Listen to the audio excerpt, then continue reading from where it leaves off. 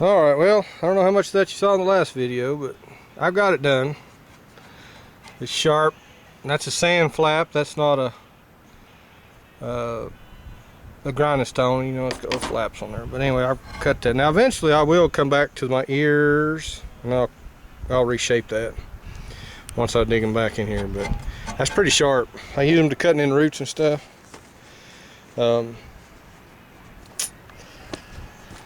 But I'll walk over here and show you where I'm at.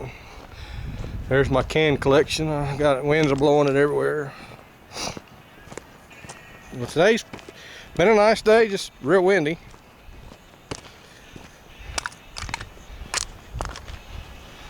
Go in here and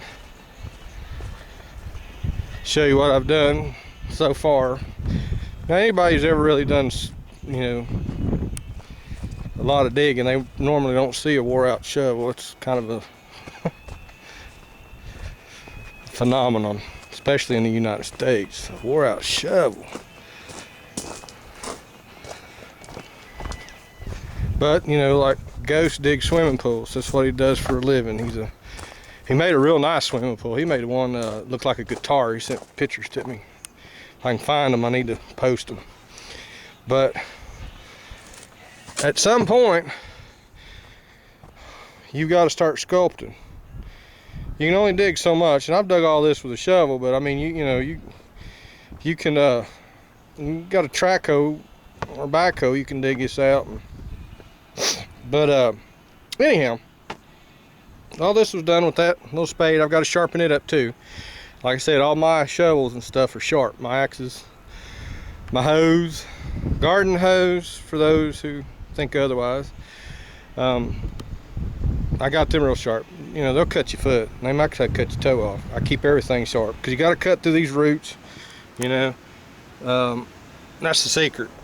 Yeah, it rolls the ends of it up eventually, but that's the way it is. But anyhow, it's about 4 foot deep. Why I made it so deep, I'm gonna put some goldfish in it, and through the winter, hopefully they don't freeze. And they'll have it, you know, they'll have a place to swim around in. But you got to get these beds. There you go. That's level that way. That's bad. Maybe it's a tick to the other end. And then turn it around pretty close that way. So for the most part, this bottom's level. I'll go in and I'll round that with a rock. Take a rock and I'll round my corners, you know, and then I'll make sure I get all the stuff out of here when my liner comes, because I don't want to punch a hole in my liner. If you're doing a swimming pool, you use vermiculite. It's kind of like a cement kind of stuff, but it's really not a cement. And you do everything in that, and then you build your walls up out of fiberglass panels. But I'm not doing that. I'm going right up the walls with my liners. This will be the top of my pool or my duck pond. I'll have me some overflows right here because that's the way the ground falls, as you can see. I'll put me some overflow pipe here so if it fills up, it'll overflow out without overspilling my pond.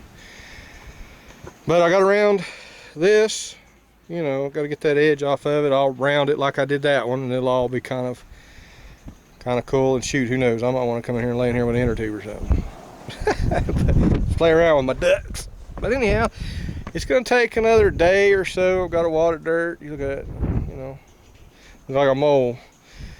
But still got a ways to go. Liner ain't here yet. It's supposed to be here, I think, end of this week, which that's, gosh, what, tomorrow?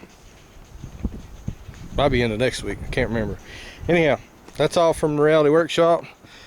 Like I said, sharpen your shovels, keep your tools, implements sharp. You won't have so much trouble digging. Of course, this is North Carolina dirt anyway. Hell, this particular dirt eats rocks, so I mean, it's not too bad unless you get to a whole bunch of roots. But as you can see, I don't have no trees because I've already had them taken out. Ha. Anyway, that's it for today.